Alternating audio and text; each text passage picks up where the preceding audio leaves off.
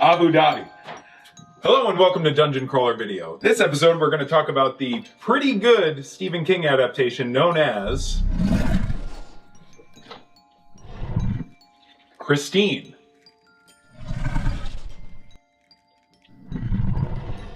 And we decided to make the Constant Reader Compendium. You can get one of these for yourself. It comes in 3 different paper colors and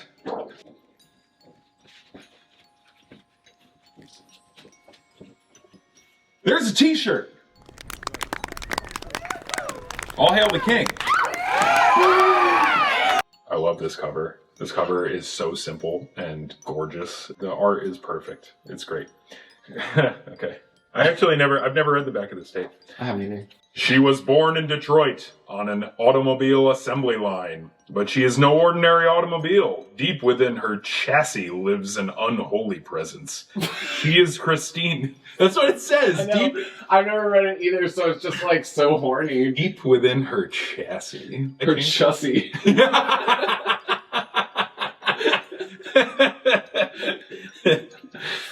She was born in Detroit on an automobile assembly line, but she is no ordinary automobile. Deep within her chassis lives an unholy presence.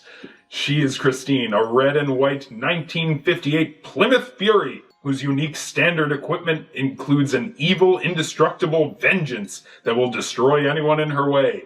She seduces 17-year-old Arnie Cunningham, played by Keith Gordon, who becomes consumed with passion for her sleek, round, chrome-laden body. Holy shit. Yeah. She demands his complete and unquestioned devotion when outsiders seek to interfere. They become the victims of Christine's horrifying wrath.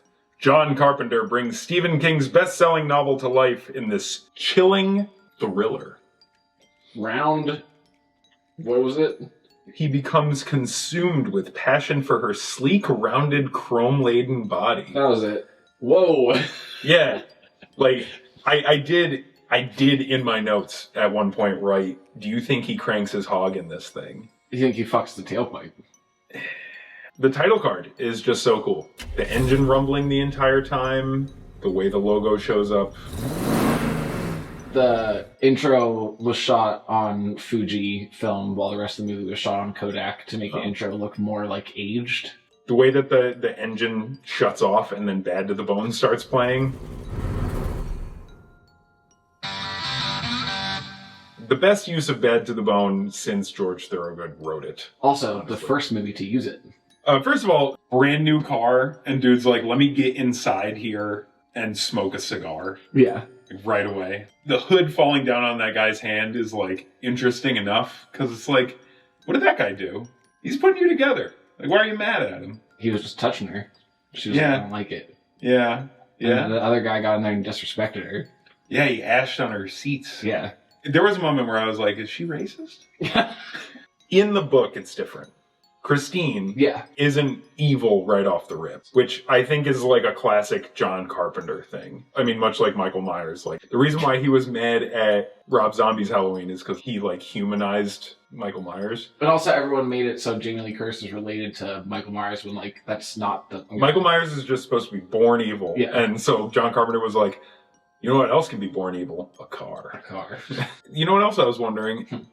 I'm wondering where this was shot, because Arnie's house, it's the same neighborhood. Where fucking Jamie Lee Curtis lived. Yeah. Yeah, that's crazy. It's the exact same neighborhood as Halloween. Oh, it's awesome. Anyway. Yeah. So we have the cold open to establish Christine's evil, and then it goes right to Arnie and Dennis. We established these two kids, Arnie and Dennis, as, like, good friends and obvious teenagers by the jokes that they're making about getting Arnie laid. Yeah. Now that we're going to be seniors, I figured it's about time that we got you laid. Oh, they called one girl a walking sperm bank. That was great. Yeah, and then there was a whole roll of jokes that are like... Well, I don't think I have the minimum deposit to open an account, you know what I mean? Just like, you don't have, like, cum? Like, what are you...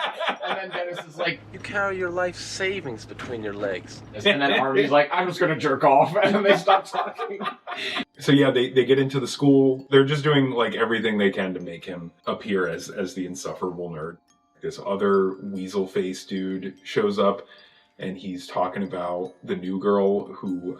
What did I write? She looks smart, but she's got the body of a She slut. looks smart, but she has the body of a slut. But Which then... is an insane thing to say, because she just has a body. Like, her body exists. Like, But also, she walks into frame, and she's wearing Bermuda shorts, socks up to her knees, and like an Argyle sweater that's quite loose. Dennis is waiting for Arnie after class. He sees some guy walking way too weird and fast. He's like, hey, where's Arnie? He's like, oh, Buddy Repperton's got him. Like, he's down in the shop. This fucking, like, 40-year-old man is bullying Arnie. He's like a super senior. No, you would just get kicked out at that point. They didn't do that, apparently. You can't be that old. Okay, so here's another thing about the bully roster that I really need to talk about. Buddy Repperton is it Ripperton or Repperton? Repperton. Okay, so I'm saying it right. It's me, I'm right all the time. I was like... This guy. All of them are, like, classic Stephen King villain caricatures. Yeah. Like, types. Buddy's character and Moochie's character, like, are recurring tropes in Stephen King bullydom. Dennis shows up, he's like, give him back his fucking lunch, and he's like, okay, why don't I stab your lunch? And he puts his knife into the bag and just... How much yogurt did he have? So much yogurt, apparently. Way too much yogurt. They had a scene where the mom specifically said... Try and keep it cold, there's yogurt in there. Right. So that it could pay off to this. It's like, the whole fight is way different in the book, but it still ends with Dennis getting his balls crushed. Really grabbed. Yeah. I wrote, the shot looking up from Arnie's POV at Buddy standing over him is extremely horny. Oh, we're going to get to that. There is a scene between Arnie and Dennis that is just like, dude, fuck already. Dennis is like, hey, somebody go get the teachers. The teacher comes down and he is yelling at these kids and he's like, yo, what's happening here? Dennis is like, Buddy's got a knife. And the teacher's like, Arnie, is that true? And it takes Arnie a little while. And Arnie's like, yeah, he has a knife. The teacher's like, all right, Buddy, turn out your pockets. And there's like this exchange. And Buddy has this like weird screaming outburst where he adds like an extra fuck in there. You're gonna wish you were never fucking born! And it feels really weird. There's a reason for it. John Carpenter didn't want to do a bunch of blood and gore because he had just come off The Thing and was really bummed about how it was not well received. So he wanted to do an opposite type of horror movie. Okay. And they wanted to get an R rating, which they didn't have enough gore to get an R rating, so they put fucking a million times. Oh, that's interesting too, because like the possibility for gore in this movie. My only complaint about this movie really is that the deaths in the book, they're so fucking brutal. Like, they're awesome. And they are like mob. So it cuts to the next scene and they're driving in the car and they're sort of just like, hey, do you think Buddy's really going to come after us? And Dennis doesn't believe it. And Arnie's obviously very nervous about it. Arnie just exclaims, he's just like, yo, stop the car, stop the car. And a very old, rusty Christine. They get out and they're touching it and poking it. And he's just enthralled with this car. Like, he's all about it. He is fascinated by it. His eyes get all big. He gets his like goofy, nerdy, horny goober face on. And Dennis is like, I bet it doesn't even start. And out of nowhere comes the fucking shovel guy from Home Alone. Yay. with a fucking like insane like scoliosis brace on. He's wearing the back brace because in the book, his brother, Roland... Hit him with the car. No. So this guy... You know what that guy's name is? Who? Roberts Blossom. Sick. Robert's plural first name. Nice. Dude's name is Roberts Blossom. It's just an insane name to have as a person at all. It's like a gay porn name. Yes. Absolutely. A very, very specific niche type of gay porn name. Yeah.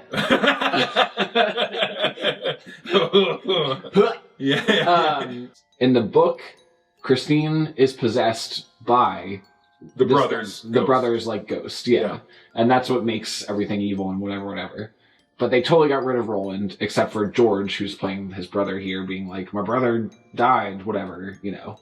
Cool. So can we get like a little graph with all the red string of what you just explained? I'm gonna have the comparisons come up and stuff because it's important to me with the book versus the show. I understand.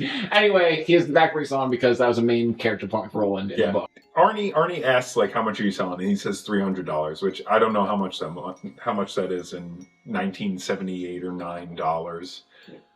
But probably a good chunk of change. And Dennis is like, no fucking way.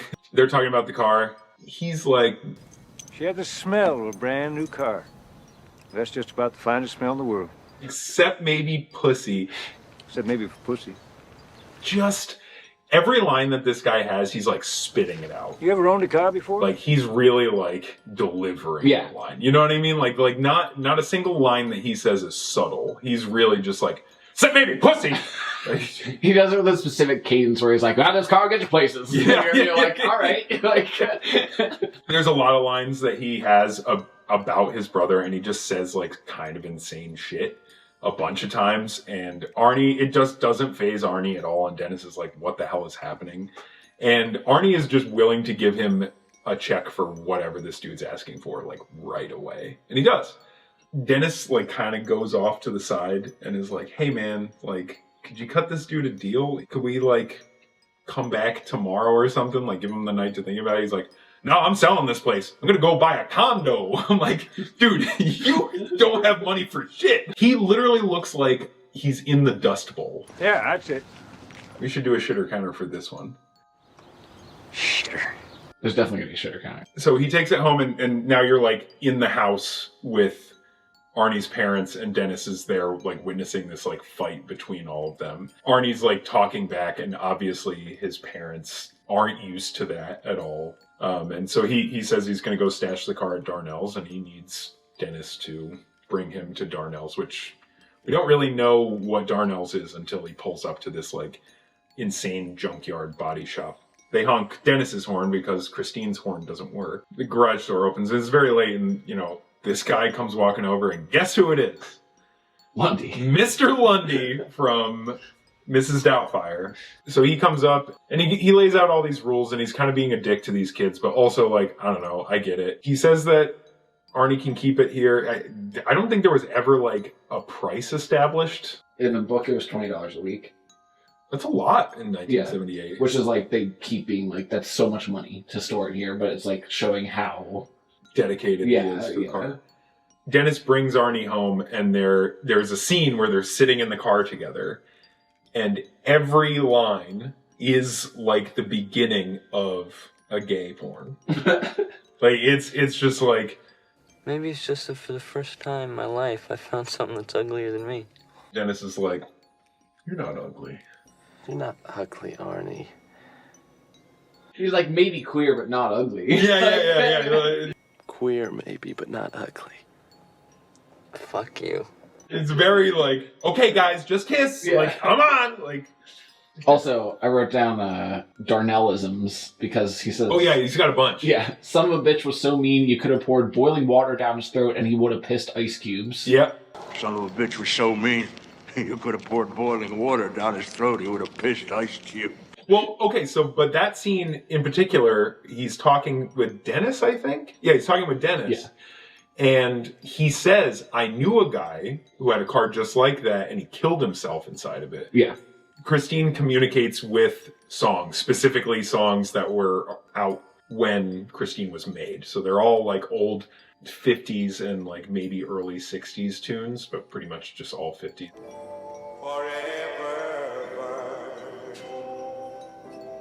So does that happen in the book, though? She can only play one radio station, and it's like the oldies radio station. Oh, okay. So it's not, because in the movie, it's not really a radio station as much as just like a song is playing. Yeah. Like they don't discuss that she can't get anything else. Yeah. Dennis and some other fucking jock are like sitting in the library, and they're looking at the new girl, egging Dennis on to like go ask her on a date. And he works up the courage and he goes over there, and she's like, I have a date already. And also this whole time, Kelly Preston is sitting there like about to cry. Yeah. She just like keeps popping up as like a sad face throughout the movie. Yeah. Like nothing else happens with her. Which is weird. She's just sad.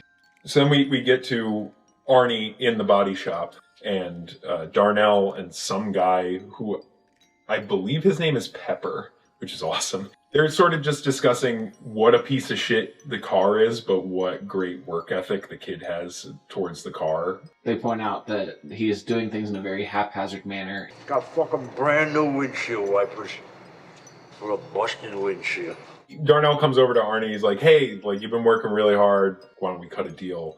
If you pick up around here and, like, you know, change the toilet paper, sweep stuff up, like, do little jobs for me, I'll let you do pretty much whatever you want here, and maybe I'll even pay you a little bit, too. And Arnie's like... I'll have to think about it. Fuck you, kid. He says... But don't think about it too long. I'll throw you out your fucking ass. The next thing is Dennis showing up at Arnie's house because they had plans to hang out. My main question in this part is, did Arnie get contacts and why aren't we acknowledging it? Yeah, he had Dennis like says fucking something. He had like fucking Coke bottles. Yes, but like Dennis says like... Hey, man, no glasses. You're looking good. And Arnie's just like, yeah, anyway. And it's like, acknowledge it. Like, what are we... Like, listen, man. Especially back then, like, if you had glasses, you needed glasses. And if you had contacts, you were putting them in with like that stick with the contact attached to it. So like it was a to-do. Like Yeah. So Arnie's arguing with his mom, and Arnie's mom's like, what, you had plans with him? Like, you can't just like come and go as you please. This isn't a hotel, blah, blah, blah. Arnie leaves, and Arnie's mom is like, what is up with him? And he's like, I really don't know. And she's like, ever since he got this car, he's been being really weird. And did you know that somebody died in that car? The man who owned that car last died in it of carbon monoxide poisoning. Dennis goes and like confronts Robert's Blossom about it, and Robert's Blossom is out in front of his house with this fucking brace on. He starts like unloading all the lore of this car, which is Probably the only thing my brother ever loved in his whole rotten life was that car. his brother called everybody shitters, No shitter ever came between him and Christine. and his brother's 5-year-old daughter choked to death in that car. Mhm. He just rode around with the radio blaring, not a care in the world except for Christine. Then his wife killed herself in that car. She died the same way he did. And then George Yeah.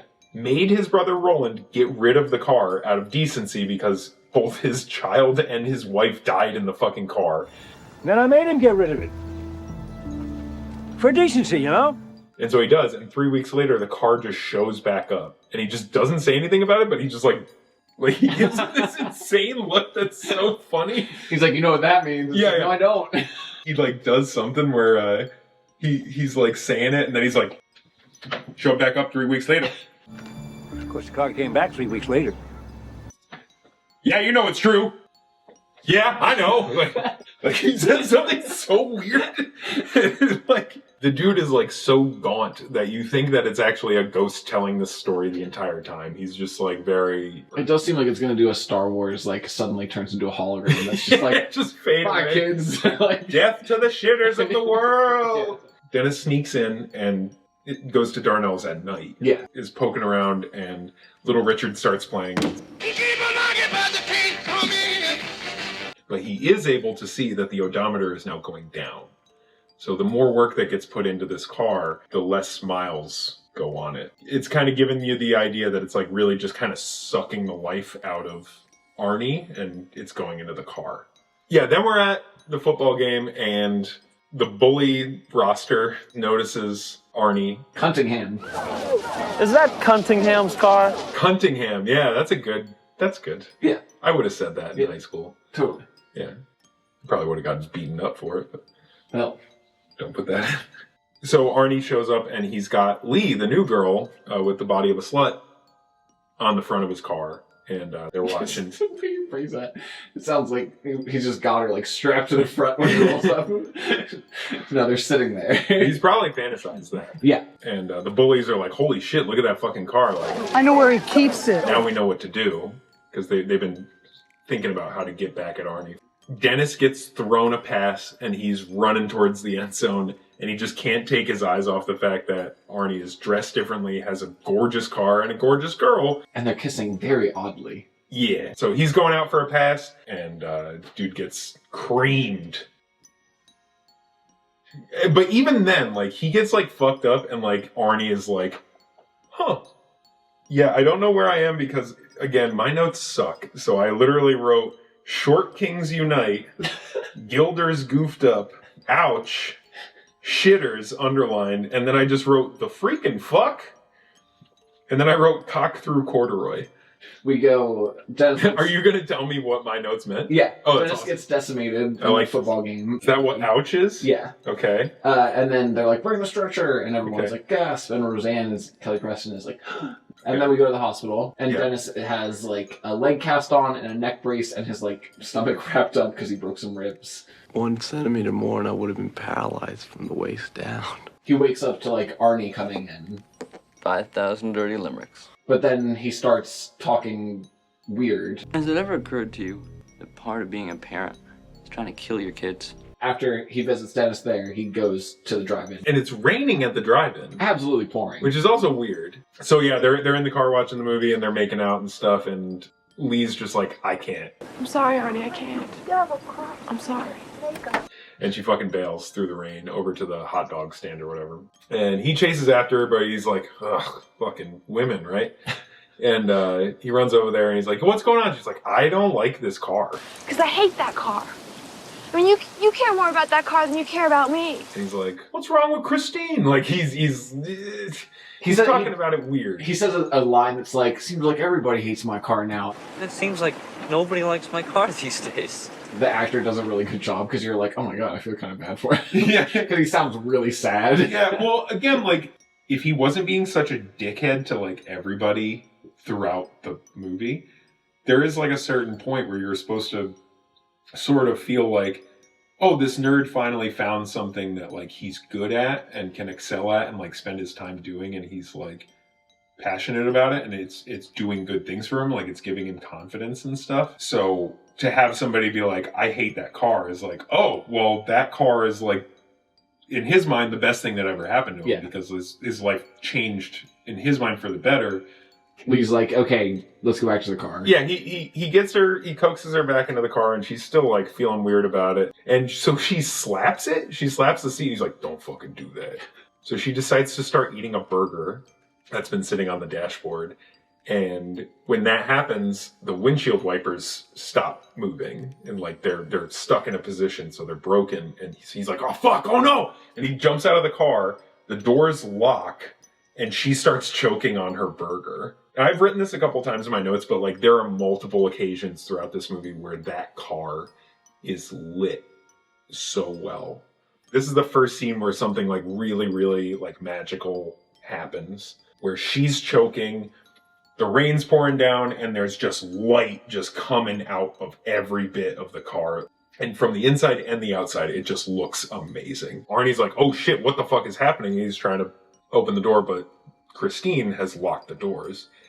And eventually, like, some guy just comes over and opens the door and gives her the Heimlich maneuver. But Arnie's like, what the fuck are you doing to her? Like, get your hands off her. And he's, what else could this guy possibly be doing? If a guy runs over and pulls somebody out of the car that's visibly choking, what do you think he's doing? Along with how well the car was lit and how cool it looked, it also further establishes the green light coming on when Christine is, like, being devious. Yeah.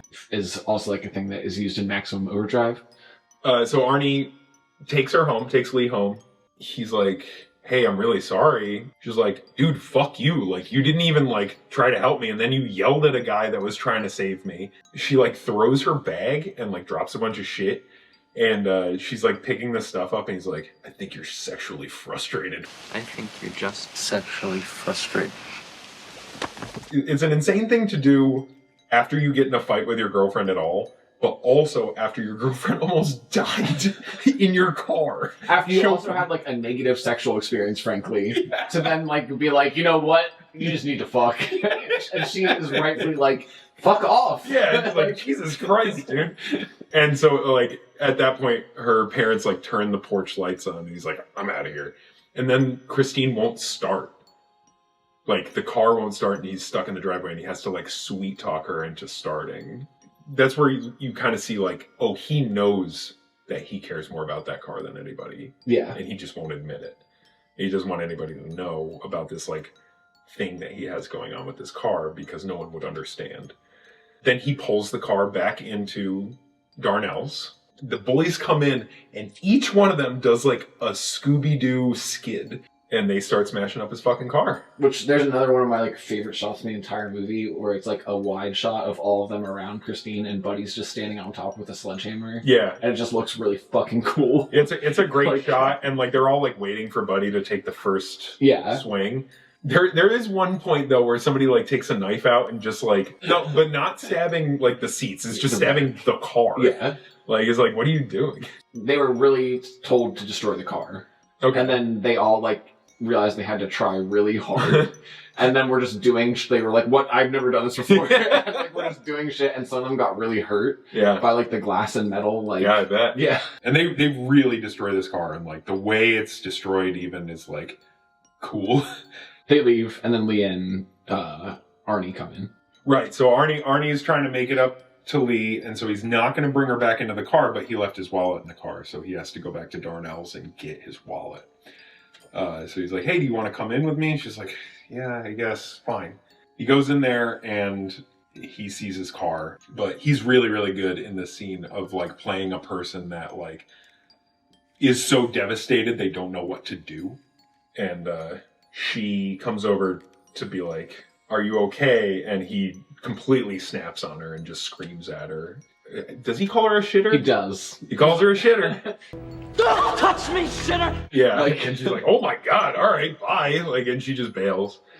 And so then he goes back to his house and is having dinner, and he's, you know, just visibly devastated and destroyed, and his parents feel badly. And he's basically like, this is your fault. If you let me keep the car in the driveway, like, this wouldn't have happened. And so he really fucking screams at his mom, and he's like, I'm getting the fuck out of here. And his dad's like, okay, well, fuck you. And the dad starts to try to yell at him, and he chokes out his dad. And it's a bummer. Yeah, it really sucks. Yeah. And he's just like, I'm hitting the sack. And he, like, goes upstairs. And but also, during the dad choke out scene, they do the same lighting as they do when Lee is choking in the car.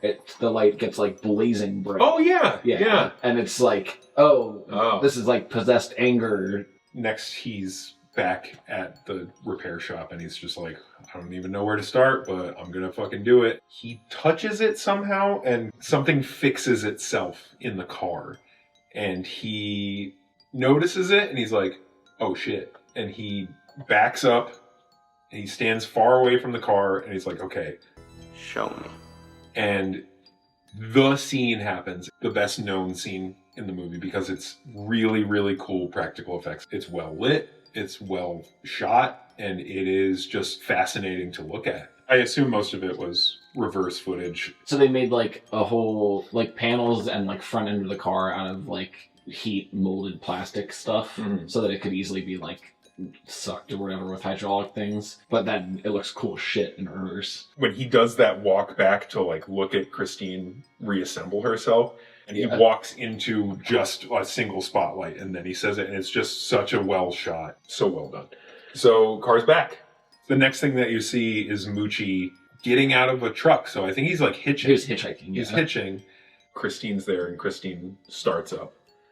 He's like, oh, fuck. But also, he's, like, walking in the middle of the road for a lot of this. Watching every action that Moochie takes throughout this scene, I'm just like, what did you expect? Yeah, I get it. Long chase scene, Moochie's running in the middle of the road, and then he ends up in, like, some kind of, like, truck bay. Yeah. Where the door is closed, and Christine can't fit, but Christine fits. And just, like, charges her way into this thing and just wrecks her own body to, like, smush this dude. I do wish that we got to see his hamburger legs. Again, I think that, like, the suspense in this movie is so good right up until the point of people dying, and then it's kind of just like, meh.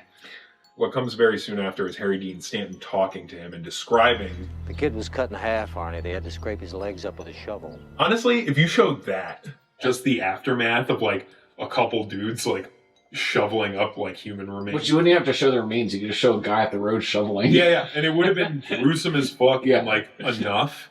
But also, I don't personally need it. I do think that some of that stuff is necessary and lends itself well to this stuff, but I don't need to see all the gore to know that something horrifying is happening, and sometimes it's better to not see it. I think I'm only coming from having just finished the book, and the death scenes are like so graphic and brutal. Yeah. To like, this seemed like the exact opposite, where it's like not much at all. And then the next thing you see is Arnie walking into the hospital to visit Dennis. He brings him a couple beers. The worst beer pour you've ever seen in your life. Yep. Yeah. And so they start talking, and he mentions that Moochie died. Almost makes you feel kind of sorry for the little bastard, huh? And then he's like, Happy Thanksgiving, and he fucking leaves. Man, I gotta go. I hope you didn't think I could hang around here all day. Next thing you see is Arnie walking to his car. And Harry Dean Stanton comes up and he's grilling him about it, and he's sort of just like, this car was reported pretty fucked up. Arnie is like not backing down. And Harry Dean Stanton's like, okay. Car is fine and somebody's dead. So it feels weird and he's suspicious of it. After Harry Dean Stanton, I love that we say his full name. You got it. And right after Harry Dean Stanton grills him, you see Arnie in Darnell's and he's on the phone. He's trying to call Lee. He calls her a bitch and he slams down the phone and then immediately picks it back up and he's like, are you there? And he's like, fuck. And he just and then he just leaves. Yeah. So then we cut to the bullies and it's Buddy and the guy with the fuzzy hair, and they're drinking beer in the car. There's like a consistent drinking and driving theme in this movie. Fuzzy is like tapping along with the song, but he's completely out of rhythm. Like he's not on beat at all, and it bothers the fuck out of me. I've heard they're listening to, I think, like the Rolling Stones. Yeah, which I put also a note about because I was like, damn, they really got the goods on this soundtrack. Yeah. Buddy is noticing headlights come up in the rear view, and he's like, yo, this guy sucks. Like, what the fuck is going on behind me? Fuzzy flips him off, and Buddy hits the little flippy thing, which I love to use. I use that so much. Him doing that action and all this, I like literally put a note about this movie is shot so well. I watched it 3 times this week, and I just love staring at it. He's like, all right, well, I'm going to give this guy a fucking taste of his own medicine. He stops the car and tries to reverse into Christine, and Christine is right there with him, and they're doing this whole, like, chase thing. He's like, all right, well, fuck this. We're just going to go right to the gas station where my friend works. They pull in, and he's like, yo, somebody's following me. We're like, we got to fuck this guy up. And Christine just, like, rams into his car. And then Christine backs up and does it again and really just rams his, I don't know cars. Whatever Buddy's car is. It's a Camaro. Rams it through the wall. With the guy. With Fuzzy gets, like, caught. Yeah. And gas starts leaking out of Buddy's car. And the whole place goes up. Yeah. And you hear the dude scream, which is... Because there's also the friend that works in the body shop who just is like, you guys just showed up here. He's like, what the fuck? And then all of a sudden, like, he's on fire. And then the whole place... Like, he dies. Yeah. And then Christine pulls out and she's on fire. And it's so sick. Yeah. And Buddy just starts fucking running. He's just, like, sprinting straight down the road. In which, those again, very tight jeans. And a high heel... But he's, like, running his heart out, and then they keep doing shots panning back to Christine going, like, 5 miles an hour. But this is actually my favorite shot. Christine on fire. You have the headlights doing a lens flare thing, and then the fucking orange and red flames behind them. The coloring of it is great. The lighting of it is amazing, and it's so anticlimactic when Christine finally runs him over. It's just like yeah. And then he's just on fire. And like dead immediately too. He's crumpled and on fire, and she's just like, bye. Like she just leaves. That's what I mean though. It's like so cool. And like I would have loved to have like a couple shots of like body rolling under car and like bone crunching. Like would have been good. And I feel like it was wasted because in all like stunt movie things, I feel like when we see a car on fire, it doesn't look so completely engulfed like this was. Yeah, because like you see that stuff happen in other movies, and it's like, yeah, the hood's on fire a little bit. Yeah. Like they put something on this part of the hood so it can be on fire, but we're not lighting the whole car on fire, buddy. Yeah.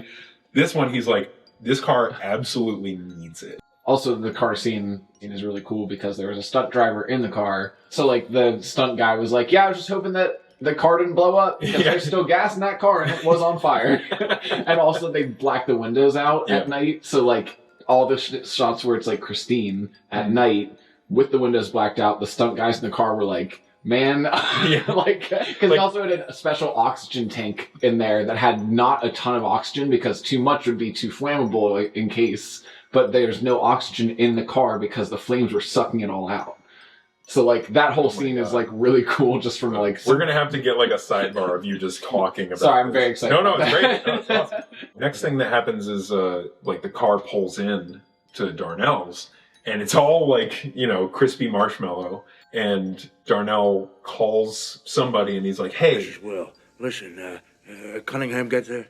So he's like, oh, somebody's been driving Arnie's car around. So he comes out with his gun. Christine is parked in her spot. And he opens the door and nobody's there. And so he just decides to get in the car. Which is insane. Like, he just, like, puts his gun on the seat. And then he's just like... The doors close and... music starts playing, and he just gets squeezed. Does it happen in the book? No, so I avoided reading Christine or even seeing it for a while because people were like, this is the dumbest, craziest, coked out Stephen King book ever, whatever. Which I now am like, it's not. Cujo's the one. Yeah, which is also a great book. One of the only ones that made me cry. But anyway. Cujo? Yeah, didn't Fairy Tale make you cry? Yeah. Maybe 2 or 3 made me cry. But at the amount that I've read, I cry a lot. So, like, that's statistically... Anyway, in the book, the whole time I was like, none of this is crazy. This is great. And it explains, like, very well and clearly what is happening. And it's not just a homicidal car and blah, blah, blah. Yeah. But then we get to Darnell's death. And she like, drives into his house. Oh, yeah. He's the one that gets it in the house. Yeah, and he's, like, trying to run up the stairs, but he has a heart attack. And she just, like... drives like through a bay window and then like it's just running into him on his stairs and that's how that is crazy though. Yeah, it's crazy. And that'd be like so funny in a movie to be but like... that must have been really fun to write, honestly. Yeah, I'm like, sure. Just being like, yeah, this car is just ramming the shit out of this old guy. Yeah. That's pretty cool. But that's the only reason why I was a little disappointed with his death because it is so crazy in the book. But the way it's shot, again, looks awesome, is fun. Then Arnie comes to Darnell's, and there's a bunch of fucking cops everywhere. Harry Dean Stanton's there. He's like, hey, what's going on with my car? He's like, well, there's a dead guy in it.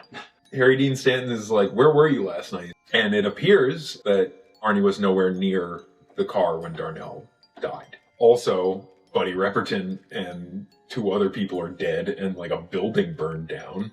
And all that seemed to happen while Arnie was out of town with Darnell's Cadillac. He does get to see the car, and it's all like, it doesn't look like it was yesterday. Yeah, it's not all burned up. I forget how he gets home. I forget too, but then he has Christine the next time. Because he goes on a drive. Which is weird, because like, don't you think that they would... It's a murder scene. Yeah, they would need to like have that car. They would impound it. At a certain point, Lee calls Dennis. She was like, I need to talk to you. And he's like, what about? Is it about Arnie? And she's like, no, it's about Christine. So they get together and she's sort of just being like, something's up with this dude. And he's like, yeah, I know. And she's like, I think it tried to kill me.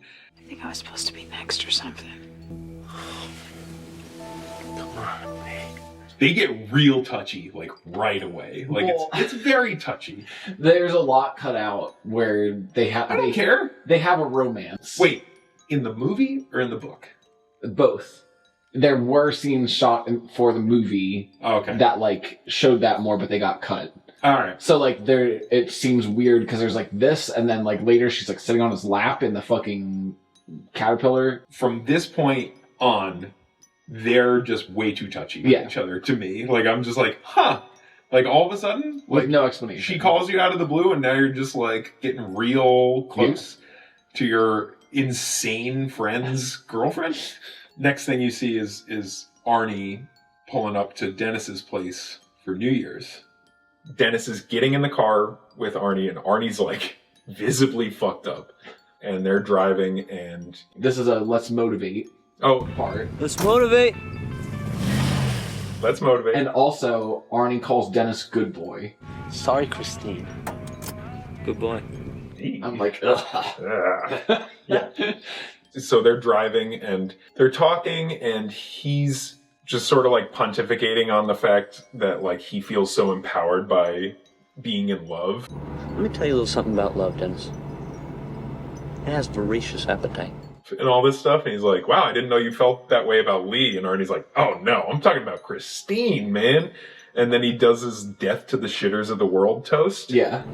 Death to the shitters of the world in 1979. He's like, I'm not gonna fucking toast to that. He's like, why not? They're all shitters. And he's just like being awful. And he's like, Christine's got my back, man. Like, I can do anything in this car. And he starts like playing chicken with other cars, like going the opposite direction.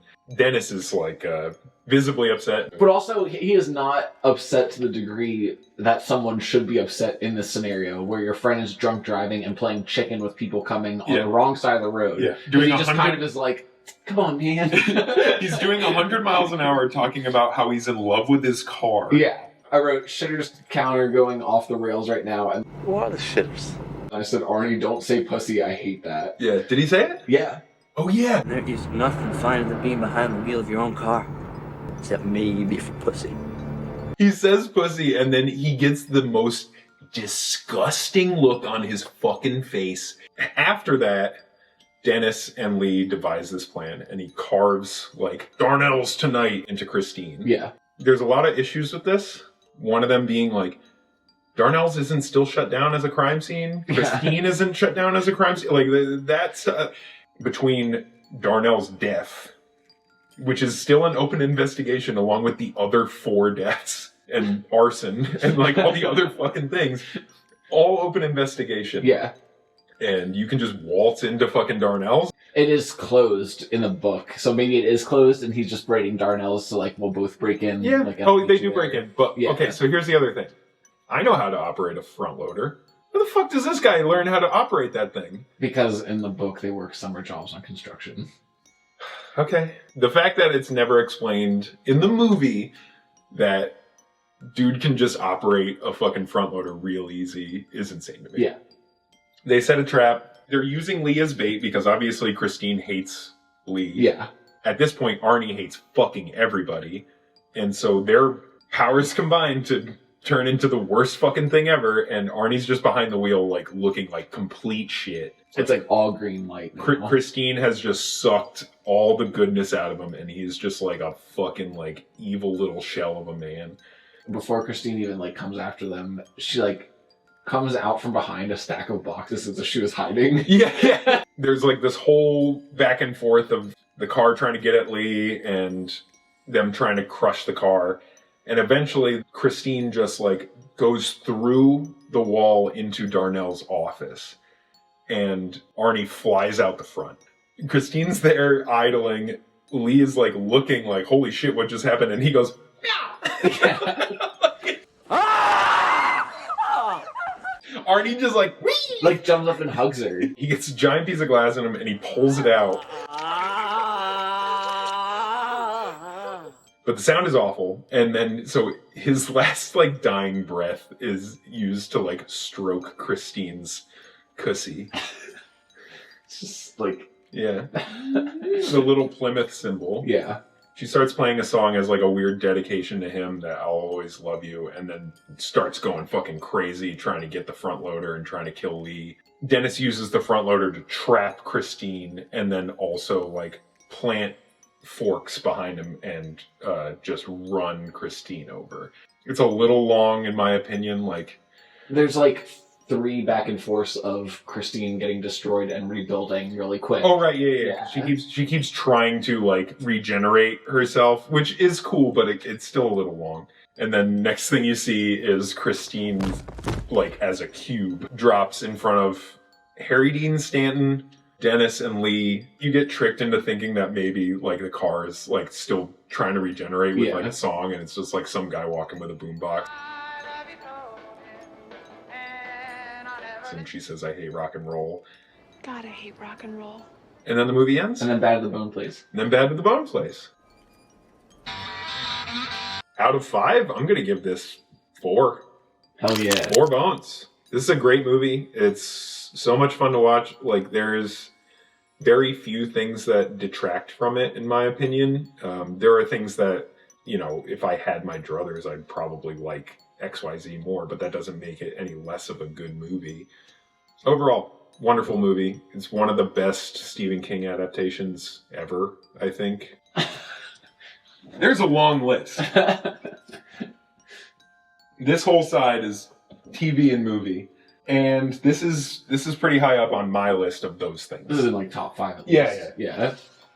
It's very good. It's worth a bunch of watches. I bought it. Like, I have it VHS, DVD, and digital. Any of my complaints are based on having read the book, which if you are watching this and you enjoy this movie or enjoy watching this, you should read the book because it's really, really good.